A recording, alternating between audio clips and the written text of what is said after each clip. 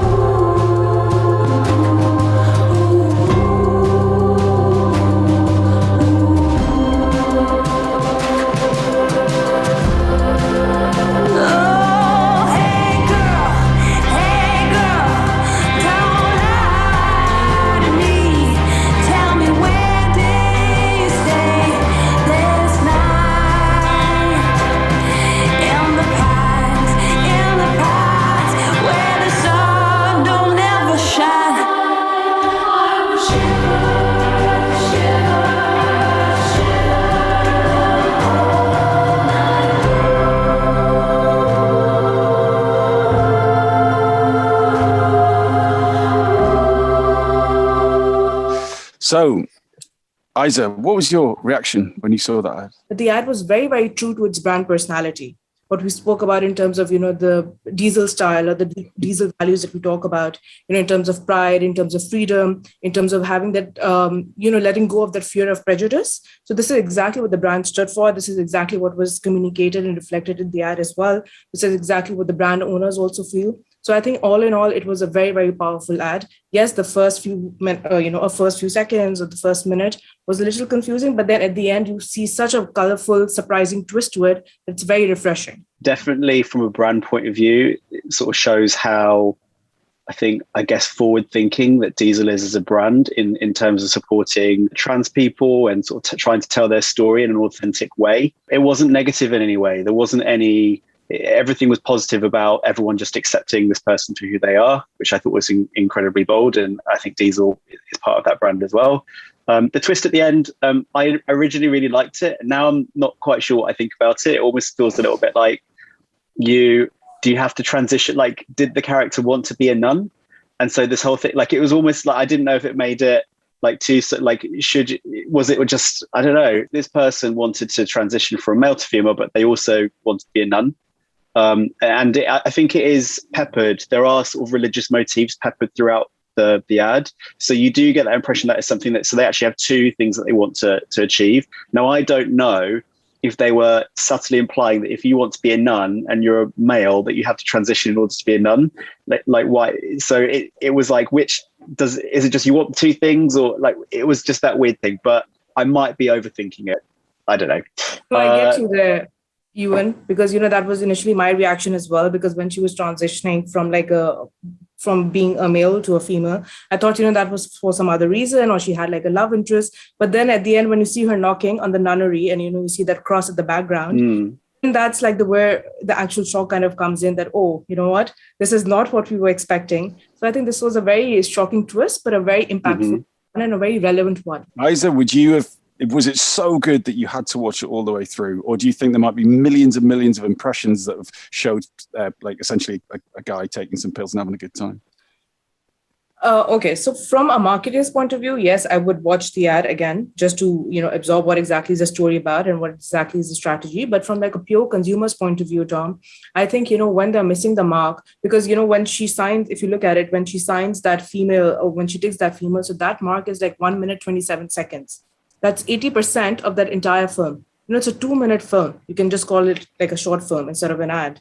So I just feel that purely from like a consumer's point of view, when the exact hit is coming after like 80% of the entire story, we might be missing out on a lot of consumers. Had that story or had that clarity come in a bit earlier, that would have served as a very, very effective hook and bait for the consumers. So I just feel that, right now, this is like a huge opportunity area for the marketeers or for the creatives to make sure that, when the story is there, it needs to be simple, it needs to be concise. And I think most importantly, consumers need to understand it.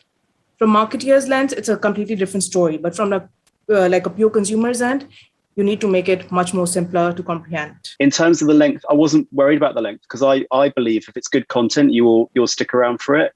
Because if you think about what we all tune into at the end of the night, we're watching TV shows and movies and we're binging. So I don't think people have a problem with attention span. I think the problem is where ads like this are created in a way that they're not compelling and you don't want to carry on watching. But I thought the story was told in such a way that I did want to know what was going to happen next. And so for me, it didn't feel too long. This is probably going to live on YouTube, and I bet there's a bunch of 10-second ads that they're out there that they'll probably be trying to do, and there'll be a social cut down and all of that. So I'm not too worried about this being, because we're only seeing the longer version. I'd be interested to see how they do convey that story in a 10-second or a 5-second format. Euan, what can brands learn from this ad? There aren't lots of ad campaigns that focus on sort of trans people, as people and telling their stories. So whether rightly or wrongly, I imagine a lot of brands think it may be a bit too brave to talk about these stories. As we were saying, I don't think it is that shocking, and I think people are ready for stories like this. Tell more stories about trans people. Tell more stories about people who are underrepresented in the media, because I think you'll be, especially if your audience is that receptive audience, I think you're probably going to do quite well from it. And if you get a few headlines from it in the long run, I think we'll probably they'll be proved right. So in the long run, 10 years time this will be so normal, I think. So from my point of view, Tom, I think one of the things apart from what Euan said was, which I completely agree with, shows the importance of having like the right insight and the right research that goes behind the ads. Okay. It's very relevant. It's very relatable to a lot of people, not only in like Italy or, Western Europe, but across the world as well. So, having that subject matter expert, because it is a very, very sensitive topic, be it, gender identity, be it fate identity, these are super sensitive topics that can completely, you can blow them out of the water. So I think that's one point which I have taken, and I think which all marketeers or brand owners should do, that, have the right research, have the right relevant stakeholders, give their input to make sure that what you're actually putting out there is relevant to the consumers. What you think might be right, might not be right from the consumer's point of view.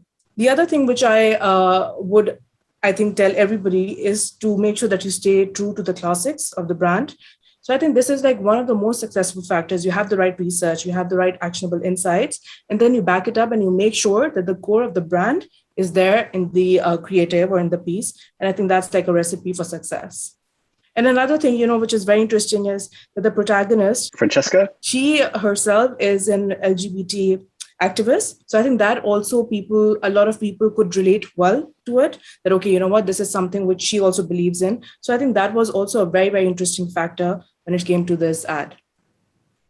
Yeah, so it sounds like they've tried to be as authentic as possible, and they've tried to work with the right people to get the right voices involved, which is, I think, exactly the right approach.